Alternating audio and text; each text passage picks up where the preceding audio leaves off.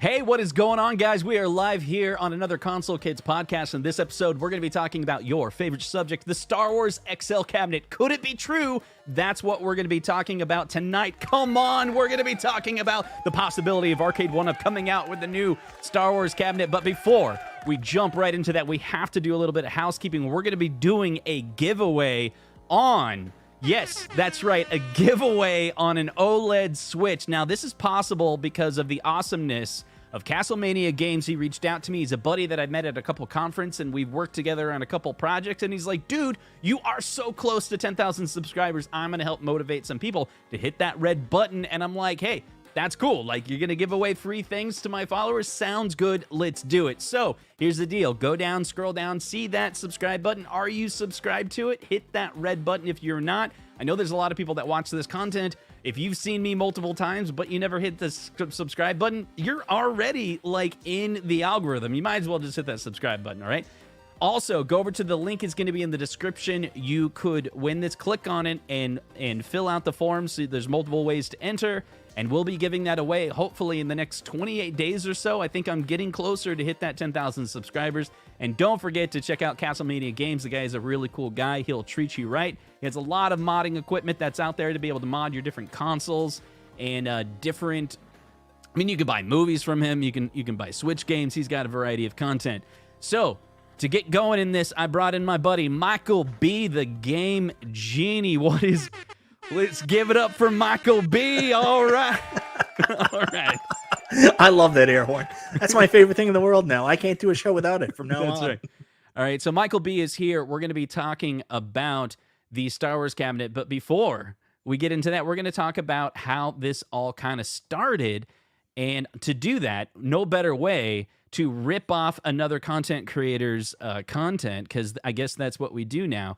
So Nostalgia, he's the one who really kicked this off with his comment of Star Wars was literally the best cabinet Arcade1up has ever released. And I think this is the only time Nostalgia actually did something that helped the community. So here he is, and B and John D talking about it. You got to go check out B's entire video. I'm just going to highlight this one section. I'm doing that so he doesn't get mad at me, but here it is. Arcade is probably their best arcade one style-wise and probably top three. Can you hear that, Mike? Top three, okay. I top three. And it's still holding its own. And you see people... All right, so John D agreed that Star Wars is the top three, he would say, arcade cabinet that Arcade1up has ever came out with. But listen what he says closely when they talked about a re-release or a Star Wars XL. In the third market trying to get used ones, and they're paying a lot of money, and I'm sure... It's true. A lot of money. I've seen $1,000 for a Star Wars, the original Star Wars arcade. I've also seen $2,000 on eBay. And I've been messaging that to John D, saying like, dude, if the secondary market is reselling the Star Wars for $2,000, it's prime for a re-release. John, you noticed that. It's going on eBay for like $1,100 sometimes. Yeah. So yeah, coming out with an XL, you know, that might, appease some of the customers that are not wanting to spend $1,200 and wait for your XL one. So yeah, Steven, keep bugging us about that, because I there's money to be made there. I think an XL version with no riser, a 19-inch screen with the molds, all that stuff, and I think that could sell.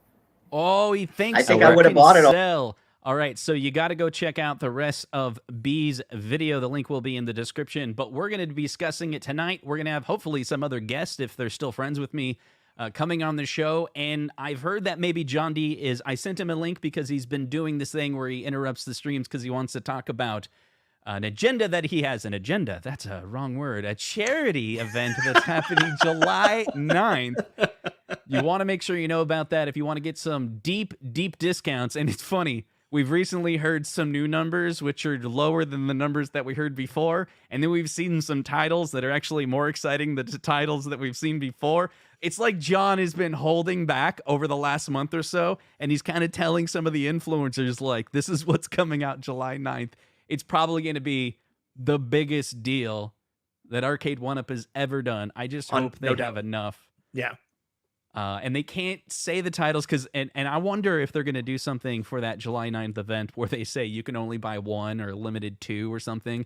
because these deals are so low that I think some people will be like, that one, that one, that one, that one, that one, that one, check out. Yeah, that's the only thing I'm concerned about, because this is really meant to be, at its core, two things. It's meant to be a charity fundraiser for the American Red Cross, but also it's meant to be something to give back to the fans. So it would be a shame if there was somebody that scalped this and tried to use it as an opportunity for them to make money. So hopefully there is something in place that will stop people from trying to abuse the system. Yeah, absolutely. So let's talk about this idea of a Star Wars XL cabinet. I have a small little monologue, so let me run through it and we'll talk about it, Mike. So the Star Wars home arcade machine came out, I don't know, what was it, like 2020, I want to say, and a lot of us were super excited about when it came out, but not everybody has been able to get their hands on it because, well, it was out for a while, but Arcade1up kept on growing and getting more and more popular after the release of Star Wars, when they were no longer available. But more recently, to kind of bring this all together, a lot of people have been able to get the Tron arcade machine and have actually drawn some similarities to the Tron arcade machine and the Star Wars. They have a lot in common, actually. We'll talk about that. And also, more recently, Dragon's Lair. So we have 3 cabinets that, not the ones that sell the most, but seem to be the most genuine, the most unique, the ones that actually have controls that are very specific for the arcade. It doesn't have 10 games on it. It only has like 2 or 3 games on it. So it's a very specialized premium cabinet, and all 3 of them have BOE monitors, and no one's disappointed. I mean, there's some small things like the joystick wasn't perfect. The Star Wars arcade cabinet, the marquee wasn't perfect, but it was like a 9 out of 10. For me, I didn't have any issue with the marquee, and it was kind of like a hit or miss whether this wire behind it was hanging and distracting. Not everyone saw that. It was just this wire placement. But Tron, everyone says, is beautiful, and the Dragon's Lair, everyone says, is beautiful. So the idea of Arcade1up re-releasing, trying to recreate history, I've been coming at it at a couple different angles. This machine is near perfect, but I'd be willing to buy it again? I would. That's weird. And the track record of Arcade1up it's not the greatest, but when it comes to Star Wars, I'm like, if they came out with the Star Wars XL, would you buy it? Yes, I'm there. I already own one. Why is that, Mike? Why is it that some of us are like, I would totally get another Star Wars cabinet if it was larger, maybe more like the Golden Tee? Well, I think we all envision these little cabinets as a perfect space saver. We thought they were really cute, but the real end goal is for these to be more like real arcades, and that's where this really pays in. Like, if we can get a bigger Star Wars machine that's a little bit more comfortable to stand up and play, like if you can go back to that last picture that you had up, Justin, I don't know if that's possible. Yeah. But I know a bunch of my friends that are real arcade collectors always dream. Oh, I'm starting to come through. Give me a second. All right. Go ahead. You probably can't see it, but if you look at the way that the screen is angled there, the marquee, the thing is, a lot of people, if you can get the image up of the 2 guys that are playing it, I mean, they're right at eye level with the actual marquee while they're playing. And I reached out to a couple of my friends that were arcade collectors, and they were like, I'm going to pick this up because it's the only way I can get Star Wars. It's too expensive to buy a physical cabinet. So even after they bought it, they said it's great. The only problem is, like, I'm too tall. I'm standing up. I'm looking dead on with the marquee. I'd like for it to be a little taller. And that, bigger XL version, we assume, will have a bigger build. Marquee will be up higher. The screen will be a little bit more visible for some people. It'll feel more like a real arcade cabinet. And to be honest, that's kind of what we all want. Right. It's weird. The Golden Tee was the first cabinet that I got that I was just absolutely blown away by. So when you watch this video, imagine this is the Star Wars arcade cabinet. The size of it, it's a beast. It's really big. I mean, it's not as big as a full-size arcade, but when you're standing in front of it, I don't feel much of a difference. I'm like, I'm in front of a machine. I think I've said this before. It's the only machine that I'm actually scared that if it tipped over, it would kill me. Like, none of the other cabinets are big enough for me to really have that fear. But I was literally going like, hey, if this fell over, I would definitely be injured. It's very big. The only downside of this machine that I think is worth mentioning is that it has a TN monitor. So what I put out there is, what if Arcade1up releases, let's just say, if they could do it, let's say it's $6.99.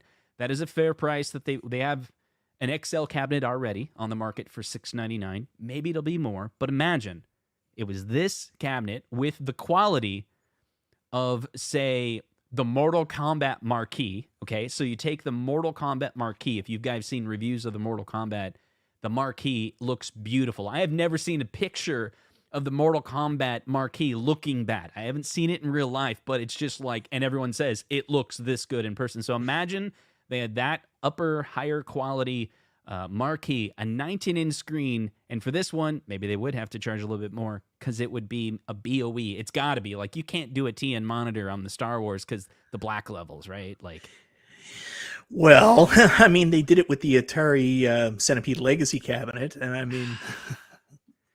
mean, that would ruin it. So this is what I was thinking. Like, if they ruined it by doing like a TN monitor, okay, well then it's just not a cabinet I'm gonna buy. Just like the Centipede is not one I'm gonna buy, but perhaps I would have if it pulled me, you know. But I mean, I already have the original Star Wars cabinet, so I think that's kind of the struggle that Arcade1up has. Should they come out with a Star Wars XL cabinet? Do they want to get people to rebuy? Is that their goal? I mean, if you look at it from one marketing point of view, you could say if they came out with a cabinet and they can't market to the people that bought the previous one, you know, then that limits their market. So you kind of would want to appeal to those people too to expand the market. I don't know. Maybe it doesn't matter. I don't know. What do you think, Mike? I think there's enough of a demand from the user base. And what we forget sometimes is we all think that we've all been here since day one buying Arcade1ups. Like, I remember that first Black Friday, went out and bought my first Street Fighter. You know, not everybody is like that. And we see new people all the time that started buying during Wave 5. And you're like, hey, look at their cabinets. You can tell exactly when they started collecting. So there's a lot of people that just straight up miss this. Maybe it's 50% of the community. Maybe it's more. We don't know. And there's people that were buying since day one. I've seen so many people. You forget that during that Wave 3, when this came out, there was also that crunch of cabs where everybody was buying the $50 cabs. And a lot of people held off from Star Wars because they assumed, well, it'll go on clearance, right? And in some places it did, very few, but Star Wars is one of the ones that just never went on clearance. So there's a lot of people that just legit missed out because they assumed there would be a cheap option later on down the line. Right. I guess we learned if the cabinet is that good, it's possible we won't get it. Bill makes a really good point. He says they absolutely want people to rebuy. It's easier to sell to an existing customer than it is to get a new customer. I mean, I think that makes sense, right? I mean, like, you've already sold them on one item, and a lot of us buy multiples. So, I mean, it's a valid point. It's a valid point. The other thing is, what about the height? You know, if they were, let me pull this up. I rarely do this, but this was the one time I was like, to kind of talk about this, I'm gonna do something weird. I'm gonna pull up Photoshop. So this is the thumbnail that I created for the episode that we're watching right now, and this little guy over here is not really an Arcade1up cabinet. Everyone gets that, right? It's fake, you know. Hold on, let me try to get this figured out. Okay, so let's take all of this stuff off. All right, so we're gonna break it down to just the cabinet here. Yeah. So what I did here was I took I actually took a real arcade, right? I took the actual arcade and I modified it, you know. So there I took Arcade1up's coin door, and let's see, we would put the coin door there. The artwork, I kind of did a little touch up on it. Let me turn off the shading here just to kind of give it a little bit brighter, because that's what I think would happen. It would look a little bit better. The marquee, I kind of lightened that up to show that, the marquee would pop a little bit more. I took the gameplay, you know, we need some gameplay right on it. And actually, I took this and it was out a lot further, and I figured it would probably be shortened up. And I have no clue what I did over here. I did some funky stuff there.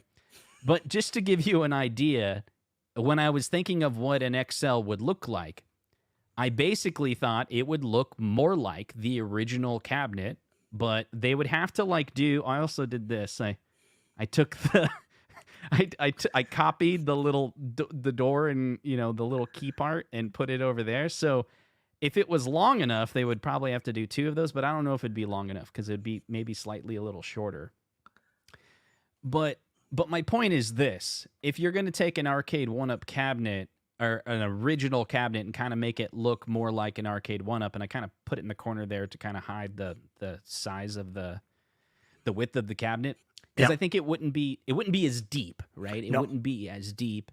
But I think they could kind of make it look more like the original if it was modeled more after the XL, like a Golden Tee. Like if you take a look at the Golden Tee, it's a lot bigger. You know, hold on a second. Let me pull up that Golden Tee. Yeah, I mean, the Golden Tee is a pretty big cabinet. So just kind of imagine the Star Wars stuff there, Star Wars artwork, a big marquee. They'd kind of shift it and kind of lean it back a little bit to make it more like. I think it would be an amazing cabinet. But before we jump any further, we got a super chat here, and those in the chat, really quick, I need you to type as fast as you can. I'm going to give you an option. It's going to be robot or monster. So the first time I'm going to see someone who types in robot or monster, you win the race. And then we're going to talk a little bit about Star Wars a little bit more. Now, here's the other thing. Do you think, Mike, Arcade1up would want to time the new Star Wars XL with some type of Star Wars activity? I don't know, like, I mean, Obi-Wan Kenobi, that series completed, but I don't know, maybe they wouldn't time it to anything like that. Maybe they wouldn't have to do that. So it's always a question on whether or not that kind of stuff has an impact on your sales, whether or not there's a tie-in. So like a lot of YouTubers do it, like in the retro game scene, like, Justice League came out and then all of a sudden people were playing Superman, Sega Genesis games. And like people like to try to tie stuff in. It's not always a mix. So Arcade1up would have to look at their past history and find out if there is a reason to tie it in. Like they did a lot of that last year, maybe when a previous marketing administration was in. I don't know how impactful it was. I don't know if Arcade1up will focus on that so much going forward. So much is just focusing on what they have and what they're doing and leave external events out of it. That's my guess. It's fair. I mean, they did do the original Star Wars at E3, and at least for those that were following really closely, we got to see live, through a YouTuber streaming at the event, John D unveil the cabinet. It was probably a really small, intimate group that actually witnessed that. Other people just learned about it from Walmart.com or something like that. So the choice was robot. So we're going to give this a shot here. We got a super chat from Brian Workman, $4.99. Thanks for it. And it says, Pro Series, not an XL. I think XL needs to fade away and just have Pro Series and Riser Series BOE monitor, full-size panels. Thank you very much for the super chat, Brian, and the option for the robot voice from Paul. Paul said to do that, so I did. I think there was a better request there, and I don't know if you have a voice for this, from Bo Knows, who wanted Robster, which I can only assume that he means rock lobster. I don't know what he says. Bill's like, is that a robot voice or Sharon Peters' voice? All right, so there's another angle I wanted to talk about it. So if you look at the Star Wars or the Dragon's Lair, why is it that the Dragon's Lair was also kind of, I haven't watched it yet. P-Dubs put a video out. I think in the title it said, as good as Star Wars, kind of like, is it as good as the Star Wars cabinet? And I was busy today, but I'll get to watching that later. But ignoring the video, because I don't want any influence, your question to it, like, you have this on the way, right? But you don't yet have it. Yeah, it looks like we're not getting it in Canada until the beginning of August, unfortunately. It's a dry summer here in Canada. So why is it that people are so excited about the Dragon's Lair cabinet? Like, what is it that Arcade1up did right that causes the excitement to be so high? It has that certain je ne sais quoi. No, but I'll try to explain it a little bit better. All the three cabinets that you're going to talk about, you're going to hold in the same regard of Arcade1up, really leveling it. Were very special and unique cabinets in their own sense. I mean, Star Wars has a very iconic look, shape, yoke controller, graphics, and Arcade1up nailed all those facets. With Tron, everything except for the pressure point on the Tron flight stick, everything was pretty much nailed, except, like, I mean, there's only so many freaking bells and whistles you can put on a cabinet. And I'm sorry they didn't have the light up in the S panel there, but everything else, like, they put the glow in the dark reflective surfaces on the inside of the cabinet. They put the black light in the cabinet. They put all the lights, even the light tube down on the bottom. They got so much right with Tron. And Zohar used to call it you're just buying a $700 nightlight, and obviously he doesn't like the gameplay, but for the people that also enjoy the gameplay, you're getting that ambience and a pretty amazing recreation of the original cabinet in a just perfect package. And then for Dragon's Lair, they heard our feedback. I mean, we saw what that original cabinet was going to look like. They had the Dragon's Lair license since day one. When they did that Florida office tour, we got the horrible think up swan neck design Arcade1up Dragon's Lair cabinet with the Model 1 Dragon's Lair. And you're like, burn it with fire. Right. And they took the time to realize that they had a classic, iconic title here, and it needed to be treated with respect and praise. And they did just that. Everything is, I'm sure people will find some complaints, but people go to the 8th degree. I haven't seen it yet, but the biggest one that people are saying right now is they'd like to see, and P-Dubs mentioned this in his good review too, really good review, but the artwork on the marquee and also on the control panel seems to be a little bit grainy, and I'm not sure if that's to recreate the original cabinet. I haven't seen the original cabinet in over 20 years, or if that's more so to kind of play off the original film grain of the artwork.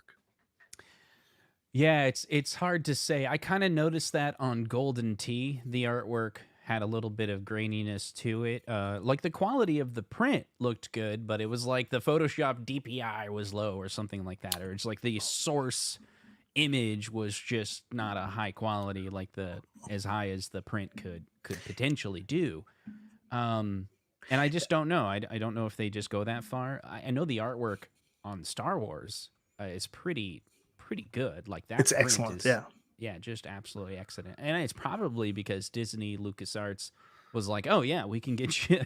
They probably have a mass set of people that have reworked that artwork for whatever purpose. Chucky Shea has a comment down there. He'll confirm. Chucky Shea would know too. He's like the world's biggest Dragon's Lair fan. Said the original cab was grainy too. So there's the reason why it's done that way. Thank you very much, brother. Wow. I don't know. So that's just a thing. When we compare like this attractiveness to Dragon's Lair, and I think you're right. The reason, if they would have came out with that Gen 1 design or even Gen 3 design where you're like, hey, we're going to make the Dragon's Lair look like an Arcade1up cabinet.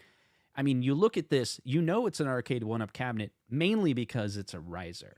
Yeah. And there's a mistake that the president of ThinkUp has made, that his designs are somehow better than the original arcade. And it's like, no, nothing you're doing is giving it a flair that excites anybody. No, I'm sorry. You're probably a great designer, but the more you make it look like, come on, man, we're chasing nostalgia, as like Ralph's show. Like that's what we're doing, right? I thought we were chasing nostalgia. Well, that too, right? So you have an Arcade1up cabinet that's trying to look like the original. Like think about it, right? Like the NES Classic. Yeah. One of the reasons why the NES Classic is great is because it looks like the NES, right? Imagine if they like I'm even upset that when you flip it down, it's got like little Wii ports on it, and I'm like, okay, that's fine. That's I can get away with that. Like, how else are they gonna do it, right? But it's like you really want it to look like the original, and a miniature version of it. Great, that's fine.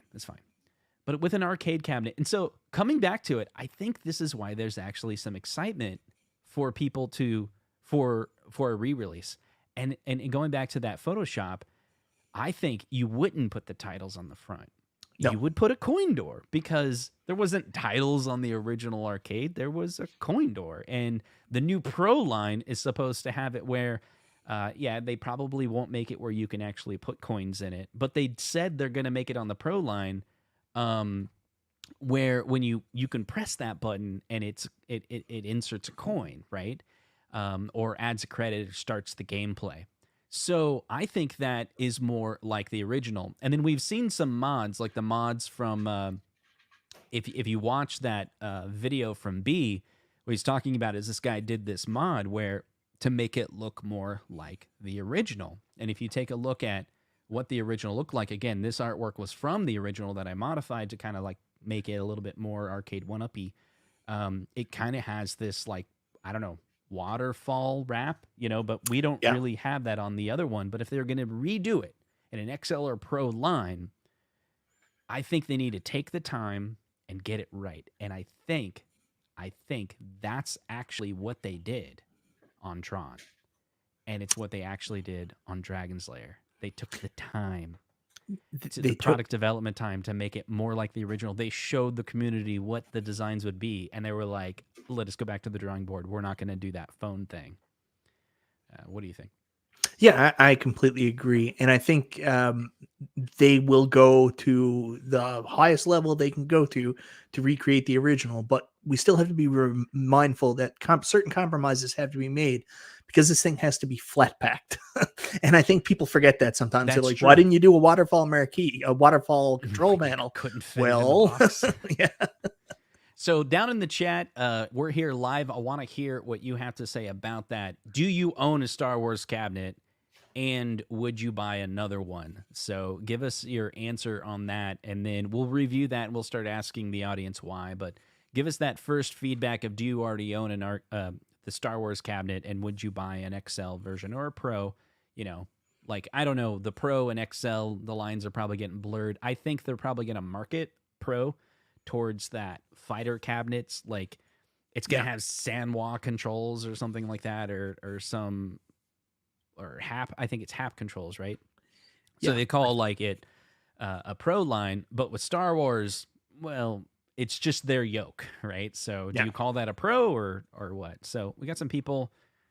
JJ missed out, so no, he did not have the original one, but yes, he would buy the XL version. Rag is like, nope, I don't own it, and I'm not gonna own the XL. Paul, he's down for the Pro. Okay, we'll wait for some more chatter to come back on that.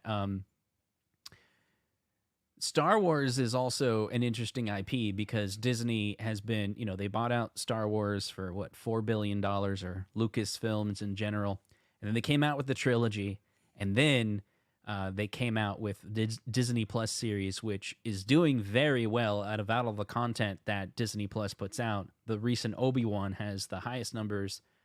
Higher than Mandalorian, higher than Boba Fett, and I've watched some videos on like Star Wars Theory. He keeps on talking about how like season 2, like he's speaking of season 2 Obi-Wan as if it's happening. Yeah, like he's confident that it's happening, even though there's no like official announcement that an Obi-Wan series season 2 is coming out. And so I don't know. I think Star Wars is not dead as an IP because like even though there was like the post trilogy, a lot of people didn't really like those movies. In 2020, when this arcade cabinet came out, everyone's all like, well, this is the original series. So like, I still love the original Luke Skywalker and whatnot. But Mike, I don't know if I've ever asked you, like, are you a big Star Wars fan? Huge. My wife is too. We're going to get interesting right now if we talk about this. So my wife is, however, she completely stopped watching after she saw the first of the new series. She hated it that much she refused to watch anymore. Of Obi-Wan? No. She watched Obi-Wan with me and she said it was good. She had no problem with that. But I'm talking about the last series of movies, the sequel saga. Yeah. So she is someone that saw the sequel and was just like, what are they doing? But she liked Mandalorian then? Love Mandalorian. We're huge Mandalorian fans. Yeah. If I can get one real pinball table, that's the one I can convince her to get. Maybe.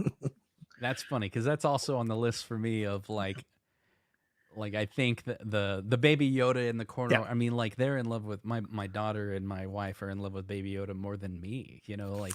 I was the one that showed them. I was like, you have to watch this. You have to watch this. We watched it, and my wife during the episode of Mandalorian episode 1 was just scoffing at how horrible it was, how Mandalorian wasn't Boba Fett and all of this. And the moment Baby Yoda was on scene, it was this flip in her brain where she was like, "Oh, this is gonna be great." Yeah. And then she was like, "Is episode 2 out yet? Is episode 2 yet?" And then like literally they were living Mandalorian for the entire pandemic, pretty much. Yeah. My daughter fell in love with it too. She actually was the Mandalorian for Halloween last year. Oh, really? Yeah, went around with the cape, the whole thing, and like I've got a video of her. I don't know if I posted it to Facebook or not, saying this is the way. That's cool.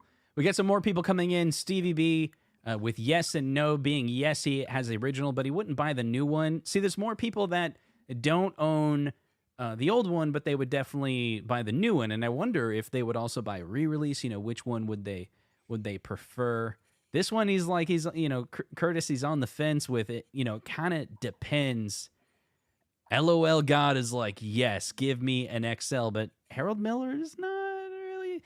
Bill, he says, missed the first, but would buy the XL or Pro as long as the monitor is good. Like, here's the thing. If it says Pro on it, it better have a Pro monitor. I'm really hoping that they do that. Renee is saying, I'd buy if it was still for the 3.4, you know, just like the standard one. Patrick says, I expect a re-release from the Empire Strikes Back artwork. That's an interesting thought. I don't think they have to do that, though. No. Like, I think they could still reuse the original the original Star Wars artwork. I think they could re-release an XL, and then re-release an Empire XL, like later. Yeah.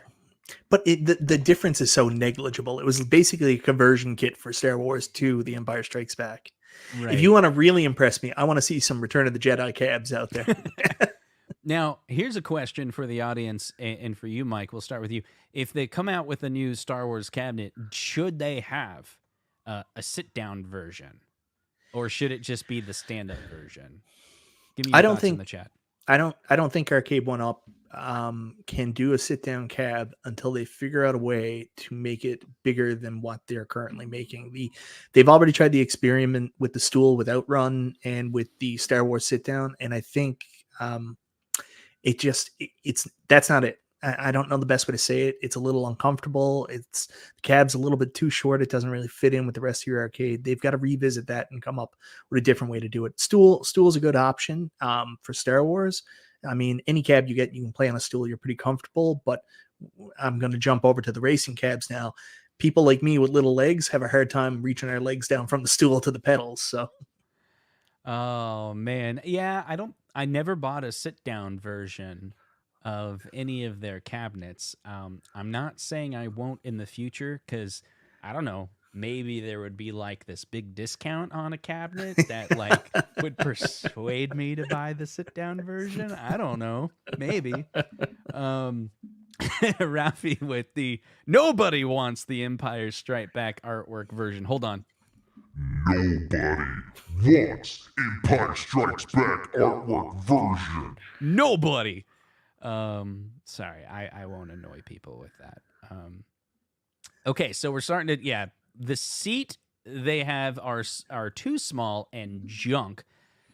They could do absolutely zero design work and just re-release the original cabinet with no changes, and it would sell out. See, this is the other thing where it's like, it's so true. I think it's not true for the Star Wars pinball machine. I think so. It's currently available, Star Wars pinball machine for $5.99, and I actually don't know. A lot of people have been asking if the pinball machines are going to be discounted. It's funny, on the comment for the July 9th video, you did a video today, so you're probably getting comments on it too. Like, people are asking the question like, will there be a pinball machine? And then someone else was like, what about the cocktail? I'd really like Marvel vs. Capcom cocktail table. And I was like, oh, that's an interesting one. I think the list keeps growing on like, I don't know, they go into the warehouse, they're like, found more, hey, I found more cabinets. So July 9th, we're going to, sell those off at a really good price. I have no idea. Like, all I will tell you is I saw a rough list a couple weeks back, and from what I understand, it's completely different now. So I can't wait to see what's going to be on sale. Yeah. It's you got to be ready. I'm like, I got to log into Arcade1up.com and make sure that like my credit cards, because we're all marketing this to like tons of people. And we probably shouldn't, right? Like, No. I'm not going live. I'm going to go live, and those people are going to get my cabinet. You know, what Justin, I mean? can I offer you some advice? Yeah. Keep it secret. Keep it safe. A members only live stream on next Saturday. So Star Wars Pinball Machine, this is an interesting one. If they come out with a new XL version of the Star Wars, does that mean they have to come out with an XL version of the pinball machine as well with a 32-inch screen? There's already people in the comment, like Punk Rock Dave. He's saying there's no nostalgia. Nostalgia. There's no nostalgia. You don't know how true that comment actually is. There is no nostalgia. Dude, we've been beefing on nostalgia recently, like, because he's been going into a lot of live chats talking about restaurants, and we just figured it out. It's like restaurant nostalgia. It's all a trick. He just wants to talk about restaurants. Like, he just does a gaming channel. Yeah, it's a long con. So there's no nostalgia for the pinball machine. Do you share that feeling?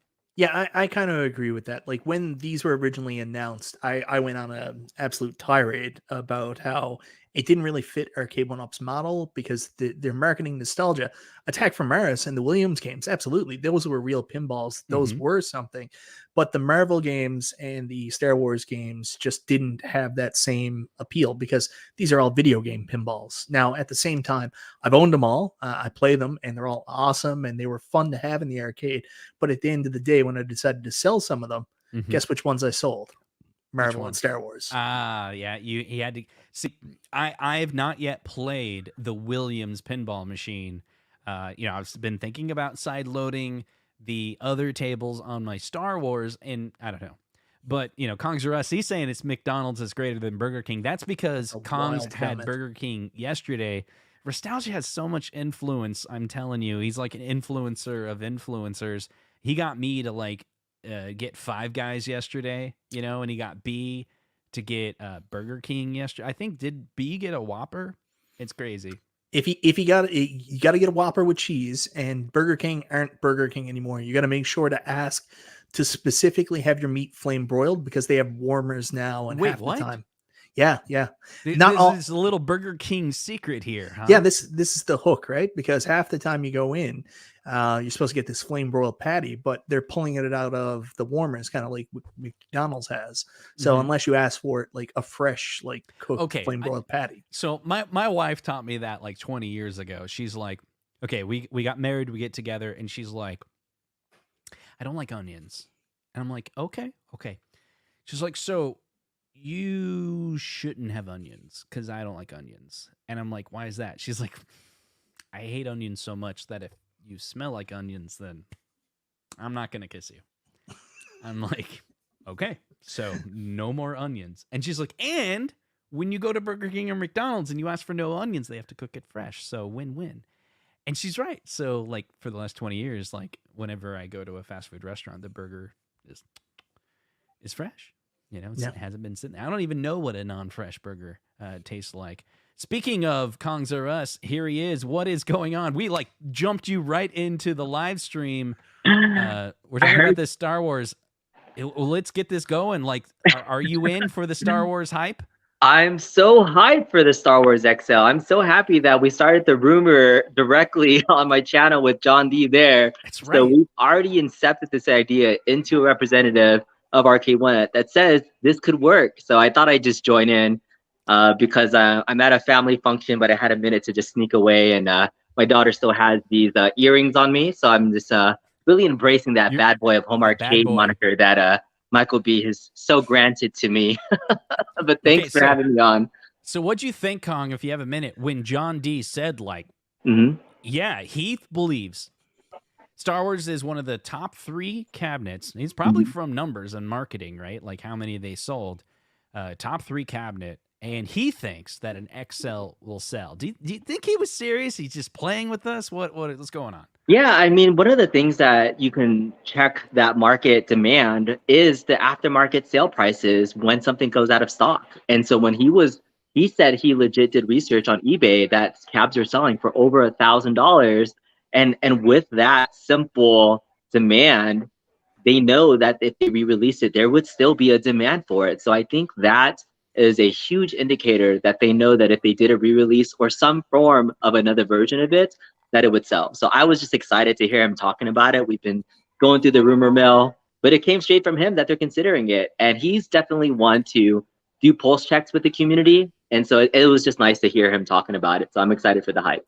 We got to do a hashtag, right? So we can get people on the different, on Twitter, Yeah, in live chats. What do you think that hashtag would be? Like, I was thinking about it, like we do hashtag Star Wars XL, but is that enough? Does it need to be Arcade1up Star Wars XL? That might be too long. Free Star Wars XL. Star Wars XL. You got to be careful, just because if you just do hashtag Star Wars XL, then all of a sudden Hayden Christensen thinks that you're judging him because he put on a little bit of weight, and you're like, whoa, I just came back to acting. That's funny. That's too funny. Speaking of which, I've been watching the interviews from Hayden Christensen on the different shows. It is so great. I think he did Jimmy Fallon, and it was like they knew each other, and he kept on talking about how it was an honor to play Darth Vader again. Yeah. And it was just really cool to see his humility. Like, he will not break it. I think it's a part of his soul, So, I just as a Star Wars fan, like, I remember when he was chosen to be Darth Vader, like the last Darth Vader, because we thought there was going to be 3 different actors. We thought that the child was going to play the first one. He ended up going to jail in real life, didn't he? The guy who played Anakin in the first movie. I don't know. Did he? Yeah, he in jail. He in jail, but he didn't. He Jake wasn't old Lloyd enough or to something play. like that? Is that his name? Yeah, Jake Lloyd? Yeah, Jake Lloyd. He in jail. So then Hayden played teenage Anakin, but then we were supposed to see an adult Anakin. And I think if you look through and it's crazy, but what was in our mind for what had happened, the story of Darth Vader becoming Darth Vader, we always saw an older, more mature, longer serving Jedi as becoming Darth Vader. So when it was Hayden Christensen and he was still kind of young, we were all a little off put with that. So I think he got a lot of negativity towards him. And then the time period between seeing him become like the Sith Hayden or Sith Anakin and then becoming Darth Vader was too short. We expected more of the third movie to be what Obi-Wan was, seeing a young Darth Vader acting out this stuff. And it's almost like we're finally getting to see what we all hoped we would see, and him getting to be that role. This is almost like a reclamation project for him, and good for him. Yeah, it was great because most of his lines were delivered by a different actor. So James Earl Jones. Yeah. How do you not do that? So those in the chat, hit 1 if you've seen all 6 episodes of the Obi-Wan. We're not going to do any spoilers here, but I just want to see how many people have seen it, because obviously the big marketing of what is publicly known in all the trailers is Obi-Wan Kenobi is basically a face-off between Darth Vader and Obi-Wan. They kind of changed the canon a little bit. The idea is in the original Star Wars A New Hope, there's this line that's like, last time we met, I was the learner, but now I'm the master, only master of evil, Darth, and so we always assumed he was referring to Star Wars Episode 3 when he's like, I got the high ground and all that stuff, and he was Darth Vader, right? And then he chopped him his arms off and stuff. But actually, he was talking about, at least right now, he's talking about the fight in Obi-Wan, and it's possible they're coming out with the season 2, so there may be like yet another fight. Who knows, right? But if you want to see Hayden Christensen do some amazing acting, because he is in the suit and he does a lot of different scenes that are just absolutely amazing, that bring the franchise up to where it needs to be, especially since we all agree that the post-trilogy wasn't great, and it's like, who cares about the post-trilogy, because Mandalorian's amazing, and so is Obi-Wan, right? Do you know what the only failure was of Kenobi so far? Is that if anybody's a collector of things, there's this company, Hasbro does something called HasLab. It's like a Kickstarter. And they have a Kickstarter right now for the lightsaber of Reva, and they launched it right around the time Kenobi came out. And at this point in time, with a few days left, it doesn't look like it's going to meet production. Oh, So really? that character didn't really hit home with folks, but I found her like towards the end, definitely something to relate. But it's just as a collector, it's an indicator of how popular characters are when they release things. If you're a collector and you wanted a Reva lightsaber, sorry, it's not going to come out. I don't think it's going to hit demand from that, but something to think about. Yeah. That's too bad. I actually, what's funny? I said that to my wife. I said, this character doesn't fit for me. It's almost like she doesn't sound like she's in the Star Wars universe, like her dialogue. And my wife automatically assumed that I I was just being sexist. Oh, you'd like it if it was a man. And I was like, no, but I guess some of that appealed to other people as well. So yeah, somebody's talking about a his tank that came out and is amazing. GI Joe fans. Sorry, collector in me. I'm sorry, I'm a hoarder. I'm not a collector, Justin. That's right. We learned and that. Right? I've already backed. I back every HasLab that actually meets production because I think it's just cool to have something unique. But yeah, if you're a fan of his tanks, check it out. That's an amazing his tank compared to the lightsaber.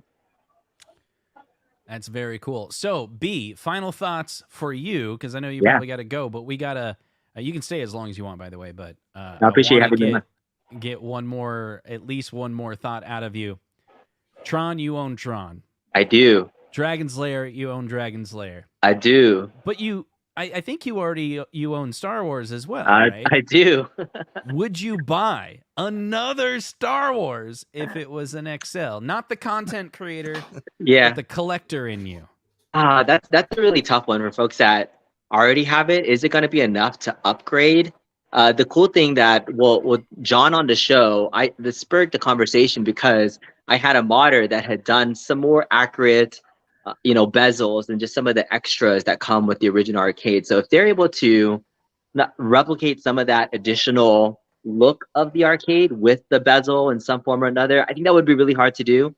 I don't think they've ever done anything like that. But if they did, that would be a cause for me to go back and get it. If it was just a straight re-release in an XL form factor, I don't know if that would be enough for me personally. All the fans that have demand that want it, great for them. But I want to see what else they can do with it. I think they did a great job for what they could do so far.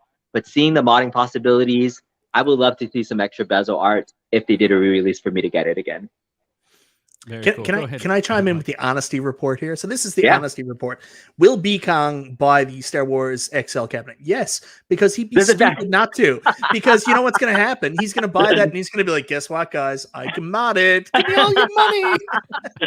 I'm trying to do what you do, Michael B, where you pretend like you actually know what you're going to do and then...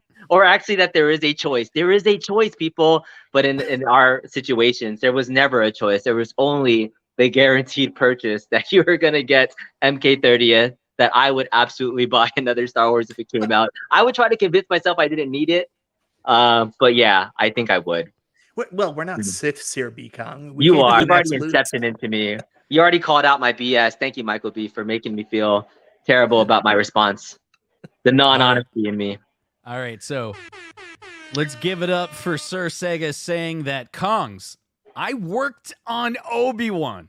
That's so cool. I will give you a gift on July 9th. Yeah. Smog That's amazing. City. Everyone hit one in the chat for that amazing comment from Sir Sega for that's so legit. Generosity. That is so cool. And just as a reminder, everyone, you want to talk a little bit about what's going... Sorry, I didn't need to do that. I meant to remove the chat. Okay.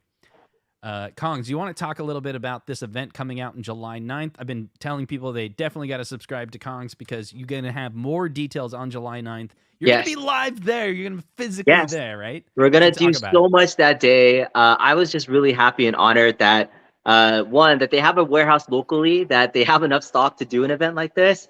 And I've been behind the scenes more than you would think for planning an event like this, helping out with some of the event logistics, and just because they've not done an event like this. And at heart, I'm a party planner, an event planner. So I want this to be the best event as possible for those that are coming in person and those that can participate online too. I want to make this a true community event where we're live streaming on different content channels, giving away things. I'm going to twist John Deed's arm to make sure that we can have some product. Exactly, to be able to give it out. But July 9th, Smog City Brewery in Torrance, California is where it's going to happen. The deals of the century, I would say, from Arcade1up is, I mean, they're not going to be as great as Walmart deals that were file sale, but compared to what they are at the current website prices, these are deals you will not want to miss. I guarantee there will be something for everybody. 3/4 cabs, couchcades, all the accessories, something. Just expect to at least check out the website and see what's available that day. and it's all going towards a good cause. So I appreciate That's Mike's right. video earlier. Talk about the- Couchcades. I'm sorry. There's nobody there being like, man, I'm hoping to score a Couchcade today. Oh. I know.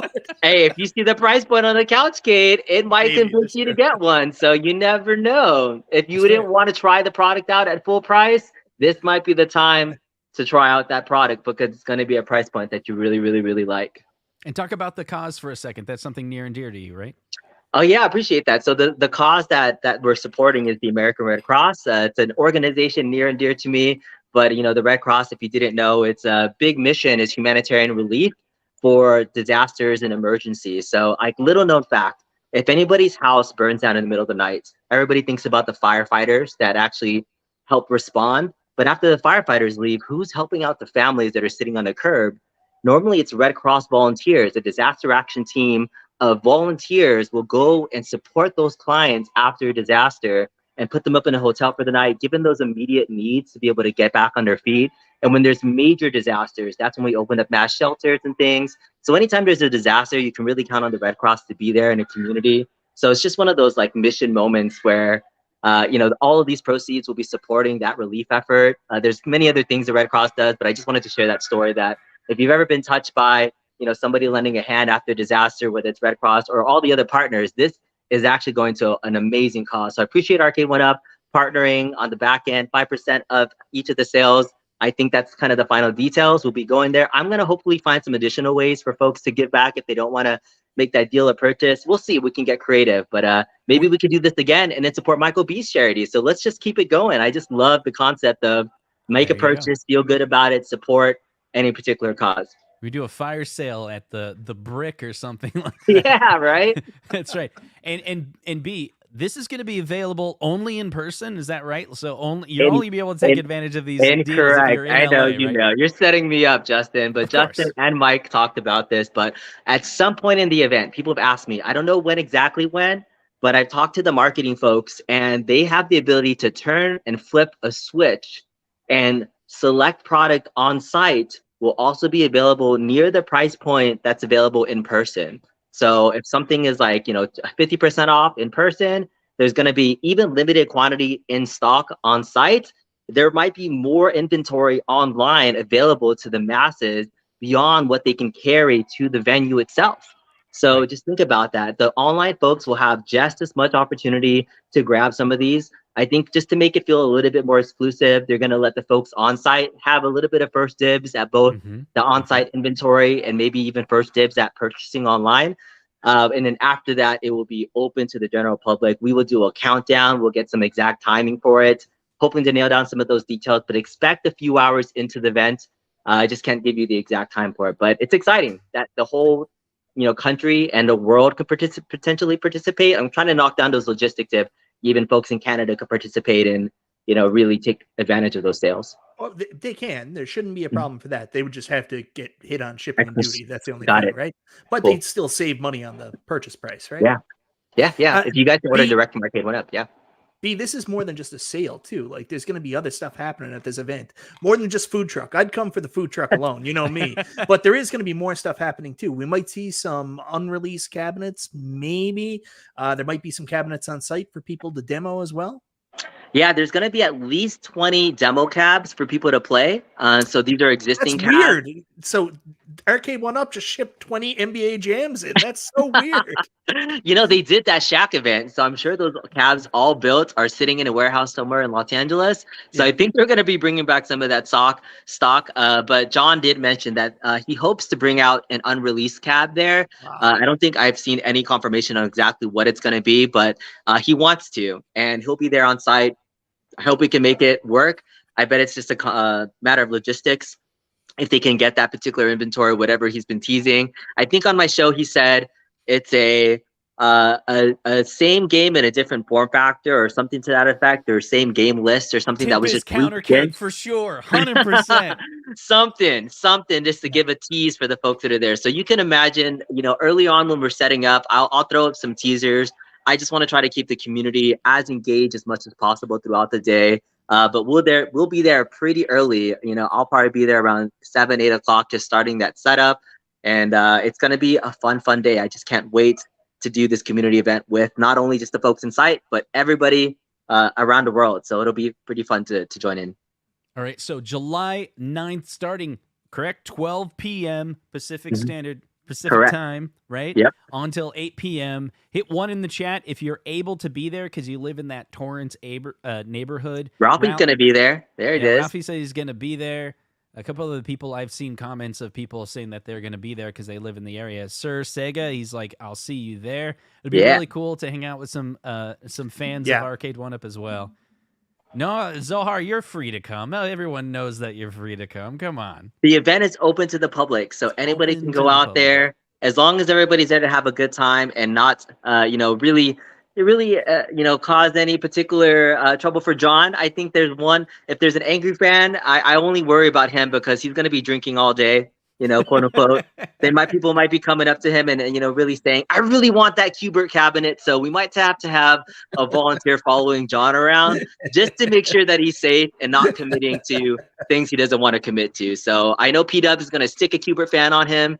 We're going to have a John D volunteer next door. And speaking of which, if I can do just one last plug. So since I am doing the event on site in person, I'm handling a lot of the event logistics. If you are showing up in person and you have the bandwidth to volunteer at the event and help out with some of the needs that we have, please email me at kongzerus.arcade@gmail.com. I will put a link in the chat just to it, but I'll probably be putting a call out for other folks to help out because we want this event to be successful and it's going to take more than just a handful of staffers and volunteers that we have.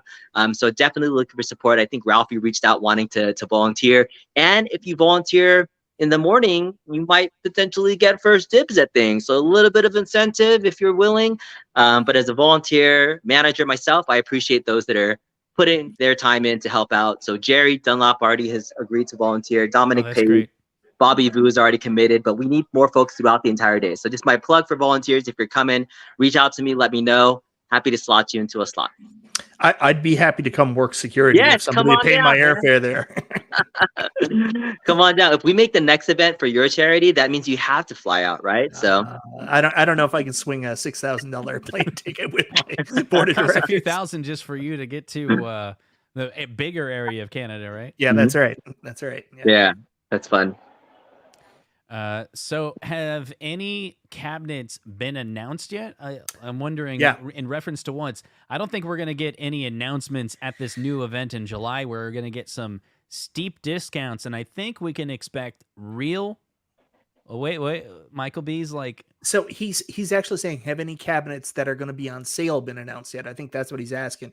And now's the time to tell him the only cabinet that's going to be on sale is the Frogger Countercade. It's just a warehouse full of Frogger Countercades. That's it. Gotcha. I think it's day of, right? Is that right? Be day of, there's going to... Like, basically, your stream is going to kick off the event, and you're going to say, I'm here live, and this is what we got. Yeah, just due to their partnerships with all the other folks in the licensing and branding, it's like whenever you see a price point that's below like the general MSRP, and there's like restrictions on how you can promote it and sell it. It's one of those things where click to add to your cart in order to see the price type of thing, that they can't really advertise the price points for these cabs ahead of time due to the one-day fire sale that they're having. But just for folks that have seen the list, and I'm kind of slowly dropping hints, it's really awesome that you're going to find some Frogger Countercades there up the wazoo and stools, lots of stools. Think about it. So, lots of stools. So question for Michael B here from Paul. He says, are those Frogger Countercades with a BOE monitor? No, the Frogger Countercades did not have BOE monitors. Anybody who bought them knows that. Yeah, they're terrible. I will say, honestly, when I first heard the prices, I was like, man, people are really, really, really going to be happy. And then I've started to get some more information on what might be available. And it went from people are going to be really super happy to there's some deals that will literally make you shit your pants. Like, you will not believe how good they are. Like, literally shit your pants. Go to the event. Bring a change of pants, go get some awesome arcades and enjoy the event. Oh, man. Okay, so let's wrap it up for this evening. We're about to hit our hour. Let's talk about the main topic really quick. What if Arcade1up comes out with a Star Wars XL cabinet. It's not going to happen July 9th, but July 9th is where you can get a discount where there's no way they're going to have any Star Wars original cabinets at that event. It's just not happening. But in the future, we may have it. My final thoughts on it, and I'll get a list. We'll go around the panel real quick. My final thoughts are, I think we will see a Star Wars new edition of some type, a redesign of some type. I don't think they're just going to print previous model. I think enough time has elapsed that it'd be difficult for them to actually recreate it perfectly because of parts availability and stuff like that. So they'll tweak the designs, and if they got to tweak the designs, might as well make a bigger version. Hopefully they do an XL, but will the pricing be right, and how long would that project take for them to get right? Because Dragon's Lair, they spent like 2 years. But if they did it, and it was at a decent price and had a good monitor, I think I would upgrade. And then I would probably sell my previous Star Wars, which will allow someone else who maybe can't afford the XL to be able to pick up a less expensive version, because I'm not going to sell it for $2,000. I'd probably put it on Facebook Market for like 300 or something, 400 or something. But if you sold it for 2,000, you'd be 1/6 closer to getting a pinball table. I did want to say one. I did want to say one other thing about the XL cabinets that I think people keep forgetting about this. When they first announced the idea of an XL cabinet, we first learned about the Golden Tee, and then the Pro cabinets and the XL, and we learned about the NBA Jam. There was a lot of people in the community that were like, screw it, I'm selling all my cabinets. I can't wait to upgrade to XL. So I do think there is a desire for bigger cabs. I think what's kind of quelled some of that was the TN monitor and the quality of the TN monitor that was in the XL cab, and some of the feedback. It's playable. Another B-Kong shirt that he should be selling. He could be rich right now if he was. So soon. Soon. I think when it comes down to it, the answer that we're going to get from this conversation, Justin, everybody would buy a Star Wars XL cabinet, rebuy it, depending on the quality of the screen. And hopefully Arcade1up can source some 19-inch BOE monitors somewhere later down the line for more of these releases. Yeah. What do you think, Kong? Final thoughts? I agree with all those statements. I don't know if there's ever been a 19-inch BOE type of monitor available at a price point that really makes sense for the company. Their current XL models we know are using TN monitors that definitely aren't up to par as those other monitors there. And so if you can live with that, the vector graphics on a Star Wars cab using a TN monitor, I do worry about the black levels on a monitor like that. So that would be some of the concerns I would have for an XL from a technical standpoint. So I would be looking for that. We know the Star Wars controller itself is one of the best quality controllers that Arcade1up has ever made. So I'm not worried about that. There's only one person in the history of that cabinet that I know that's broken it, and it's Jennifer Yabbit, who is the best Star Wars Arcade1up player. And if you're serious like her, it might be an issue. But other than that, there's nothing else wrong with that yoke. Yeah, but she also has 3-hour sessions where she's playing straight in one game with this plastic yoke that she's working, and it still took her almost 3 years to beat the shit out of that. Exactly. It's she's amazing. But I don't think the quality of the yoke is going to be an issue. But everything else, they have it going for them. It's amazing. It would be great business for me, as by the way, because one of the side things I've done is helping the community mod their Star Wars yokes to play other games, and I've retired from offering commissions for folks just to kind of work on my own projects. But I would be excited to see it back in the market. It would infuse some new energy into the cab. Like, there's just waves of it when the $50 cabs are available for it, or just when there was re-releases of stock. We just saw these waves of people interested in it. And for folks like me that didn't grow up with the game, just modding it to play Star Wars Trilogy, if you haven't, it's actually really fun. If you haven't played Star Wars Trilogy with the yoke, it's much better than I anticipated, even though it's not the original controls, but there's some fun possibilities with it. So I'm excited to see an XL Pro. Maybe we'll see. I don't know. Cool. So Kongs, how could people follow you? Social media, all that stuff? That's right. Kongs are us. Thank you all so much for having me on. I appreciate the ability to talk about the event and share this hobby with all you guys. We're just big nerds, really talking about stuff that we love. And this is the favorite part where I get to collaborate with folks. When's your next, what do you got cooking? You got your next video, next live stream? I have, I'm in the middle of editing my Dragon's Lair review. I got caught up in doing a little bit more of a deeper dive than I thought I would. But, I've been taking your advice, Justin, and going back to my freeform video where I'm talking through, and it's given me just probably a different way of the reviews that add a unique take that I haven't seen out there. I think I was trying to emulate some of the other review topics in ways that I've seen it, like Michael B, Dubs. You guys do great edited reviews, and Michael B spends 2 years writing a script for his reviews. And, you know, meticulously, I was doing the same. I was writing out my scripts and doing the editing there versus just kind of talking through my thoughts. And I think there's some value in that and how I've gone deep in it, even doing teardowns. So I have a deep in-dive teardown Dragon's Den review that should be out tomorrow. Oh, so good. Yeah, Yes. it'll be out tomorrow. Yeah. Yes. Be openly. He's your the in-depth guy. your MK review was excellent. Definitely, probably my favorite MK review I've seen so far. So Thank you. More of that, brother. Thank you. I More appreciate of that. Anything that could bring us to. It's okay to have reviews that are a little bit longer. I think it's great. And one last time in the chat, robot or monster, as fast as possible. Type in robot or monster. The first one that I'll see, I will click on robot or monster. You're the one that gets to choose how this goes. This is kind of weird. I don't know why I'm doing I hope this, it's Rock but Lobster it's just again. this weird idea that I have. Monster.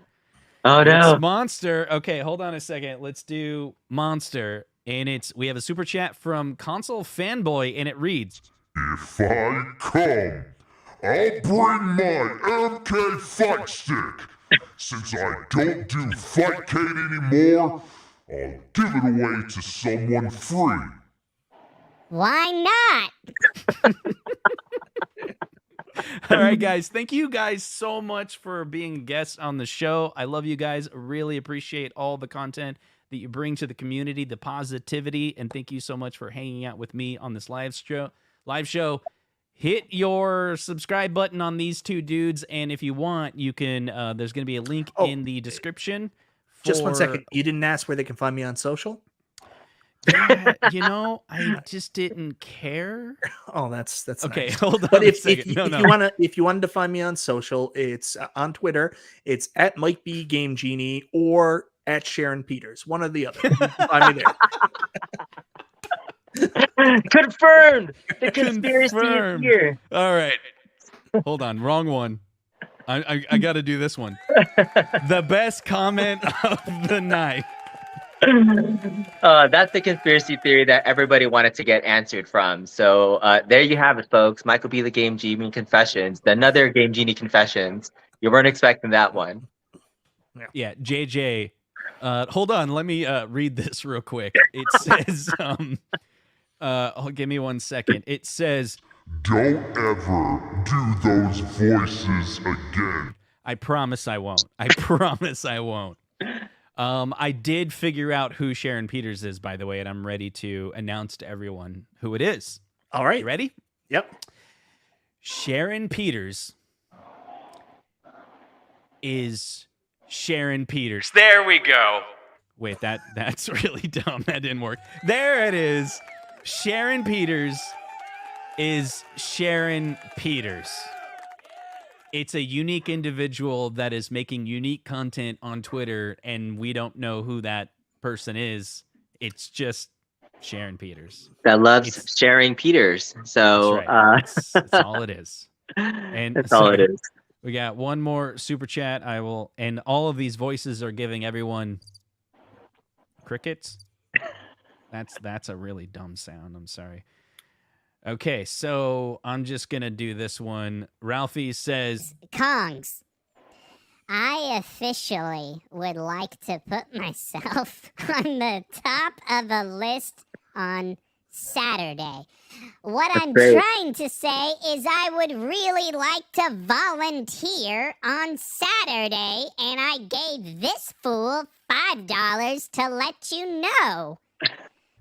all right, thank you. That's amazing. Ralphie. That's amazing. Rafi, reach out to me either on Facebook Messenger or my email, kongdurus.arcade. What Rafi really wants is just first dibs at buying all the cabs that he wants, because the volunteers might be there a little bit earlier than most to be able to line up and get first crack at it. So yeah, give a little bit of time, get a little bit of discount. So, and by the way, volunteers I hear might be offered a free coveted Arcade1up T-shirt. So Whoa. Why didn't you start with that? For those that live in the LA area, the event is in Torrance. If you want the coveted Arcade1up t-shirt, get a hold of Kong's. This is what you can do. If you forget all of that stuff, just go to any random video that Kong has and comment, because you'll get a notification email, right? Be like, hey, bud, what's your info again? So I can get that free t-shirt for volunteering at the event, and you'll be volunteering for a good cause, the Red Cross. And the community is going to love you for it, because next Saturday is going to be like the first Arcade1up event that everyone in the community, there's going to be a whole bunch of people that are excited about it. They're going to get great deals. And there's another set of people that put their notifications on mute for like the summer that are going to miss out on the deals, and they're going to be really mad. So you're going to be one of those two people. So if you're here in the live stream, don't put your notifications on mute for the summer, and come hang out with us and try to get some good deals. Can I ask a quick question? So you're having it at the Smog Sitting Brewing Co. Did you consider having it at a Chili's? I read in Small Businessman Monthly that Chili's was the place to hold an event like this. Yeah, I really wanted to have Awesome Blossoms available for everybody. I'd love to share an Awesome Blossom with you. Yeah, that would be fantastic. But one of the requirements, as I was scoping out venues, and I did a lot of scoping out of different types of venues, I went to several different locations, but one of the requirements was, let's have a little bit of fun with some food trucks, a little bit of booze, and we were thinking about bringing in outside vendors to location, and some of those places already had checkboxes up the wazoo, that they already had the location with the food, the drinks, that we could have a good time, and it was just about bringing that extra ambiance. And so it was a match made in heaven, I think. The casuals, my goodness, on a typical Saturday, that venue already brings in about 500 to 600 people throughout the day. So the casuals will be exposed, and that's part of the goal. I bet you, I think John was saying, 70% of your friends probably don't know what Arcade1up is, and they might see it and recognize the brand or the arcade game, but this is also a big marketing place for them to just expand more to the locals and casuals, for sure. It's true. My buddy's at the door, so we're going to have to wrap up. Last super chat. And it reads, can you elaborate on the Pro versus XL? Let's hear it from Michael B. What do you think? What's the difference between a Pro and an XL version? About $400. What do you think? Genuine controls, as I heard, the differentiating factor. If you have sandwall controls or tap controls, that's the Pro. Everything is legit. That's right. So the Golden Tee, as an example, if it would have came with like a HAP trackball that's really high end, they probably would have called it a Pro. But they probably, I don't know, they'd probably even keep the TN monitor, my guess. Okay, Console Fanboy has a super chat, and oh wait, Console Fanboy always needs to be a monster. No joke. I'll bring the arcade base too. Anyone can have it. For free. So, you know how like you go into McDonald's and you bring your Burger King in, they're like, whoa, dude, you can't come in with that? It might not be a great idea to go to an Arcade1up event and bring in like an iArcade base. You can't bring outside food from our competitor? That's too funny. Yeah. Who knows? All right. I hope more companies do stuff like this, honestly. So it'll be great to see how this turns out. I'm super excited. I've been dreaming of Arcade. I know you got to go, Justin. Sorry, Justin. Get out of here. Cut us off. For so long. Actually, I'm so jealous I can't. You have the end broadcast button, Mike. Yeah. You guys can continue on. I'll see. I don't. I actually don't. I don't. So I'll get out of here. Wait, you can't? Oh, because you logged out and logged in or something? Yeah, I'm logged in for Super Game Room dudes now, so I can't. Okay. Yeah. All right. Final thoughts. What do you guys have to say? Did he freeze? Am I? Oh, I think Kong's froze on us. I'm still here. All right, I thought I froze. I'm out. Okay, final thoughts. Let's go. Thank you, Justin Cosmo Kits, for having us on. I appreciate you. Fun times. Yep, good times. Mike. I love everybody. Goodbye. All right, we'll see you guys. Check out Michael B. He'll be doing his stream tomorrow. What? I said bad boy of home arcades with my daughter's sticker earrings. Get these off. Give everyone a tease of what your episode is going to be called tomorrow, Mike, or have you decided? Yeah, it's Will Arcade1up release Star Wars XL? That is a great title. All right, we'll see you guys tomorrow for that fun stream. We'll see